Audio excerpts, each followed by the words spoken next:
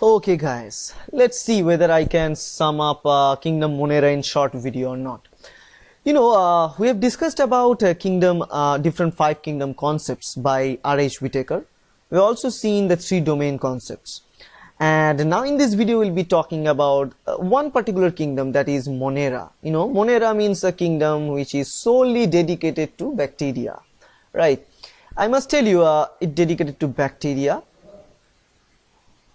And plural form of bacteria is bacterium. Do not forget that. Sometimes people call it bacterias, but actually it's bacterium, not bacterias. Now, once you know about bacterium, they are placed in Monera. It's actually divided into 2 different parts, because all of those individuals that are placed in Monera kingdom, they have certain common features. The features are they contains prokaryotic cells. That means the older type of cells. That means a cell lacking the nucleus, lacking the nuclear membrane, and it's lacking all the other organelles that must be found inside the cell. Right, so they are prokaryotic in nature, and they have a huge diversity in metabolism, because some of them can they are dragging the energy from sunlight to produce their own food using chlorophyll. So they have this important features. That means they have chlorophyll, they have sunlight as energy to produce food, so they can produce food on their own. Some of them cannot produce food on their own. Some of them love to take oxygen. Some of them can die in the presence of oxygen. So they have a huge variety and diversity among them. So these are the diversity according to the metabolism, but they also have diversity in their structure and shape. If we look at them, some of them looks like little comma like this. They are called as vibrios. Some of them looks like spiral structures like this. They are called spirillum. Some of them looks like rod like this. They are called bacillus. Some of them looks like circle. They are called coccus. So they have different varieties in their shape, size, as well as variations in their metabolism, right? But among this group Monera, majorly there are 2 types. One is eubacteria, another one is archaebacteria. Eubacteria, another one is archaebacteria. Okay, bacteria. Okay, I rather prefer it to call as an archae, because it is in turn is not a bacteria, because it has huge difference in biochemical and in morphological nature with archaea. With eubacteria actually. Eubacteria means means here true. That means eubacteria means true bacteria.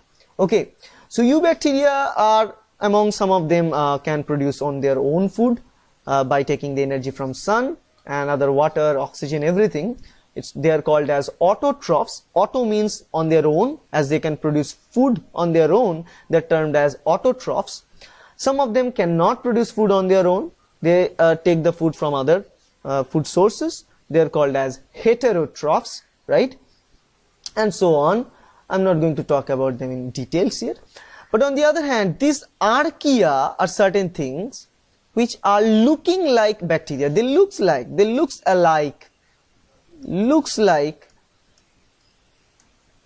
bacteria, but they are varied in their biomolecule structure, as well as they are varied in their metabolism structure. Okay, so for that reason we put them in other group. We put them in archaea. And majorly the feature of archaea is that they love tremendous tough climates and tremendous tough environments like harsh habitats. Okay, so they love this harsh habitats. Not actually love, they usually grow in those harsh habitats. They grow in those harsh habitats. For example, they can grow in extreme salty areas, right, where the salt concentration is very high. Other organisms will not survive, but archaea survives there, right? And they can grow in the hot springs, right? They can grow in marshy areas, right, because where there is full of methane, but still they can grow there, right? So these features of this archaea make them a perfect for living study, I mean for study for scientists, because they can grow in harsh climates. So if we understand how they can grow, we probably beat it and we grow someday in those harsh climates too. So they can grow in the gut of a cow, where there is full of methane and carbon dioxide and other type of harmful gases. They can still grow there, right? So some of them can grow in harsh extreme salty areas. They are called as halophiles. Some of them grow in the hot climates called thermophiles or thermoacidophiles. Some of them can grow in the presence of methane. They are called methanophiles or methanogens actually, right? So that's why there are different varieties. That's why they place in other group like archaea or archaebacteria, whatever. Okay. And lastly, we also see certain other things in this Monera group, and that is called mycoplasma. Mycoplasma is a tiny organism, slightly bigger than the bacteria and archaea. These organisms do not have any cell wall. They lack the cell wall. They don't have any cell wall in them, right? And they are the smallest living cells known and can survive without oxygen. Okay, and these mycoplasmas are potential pathogen for animal cells as well as plant cells.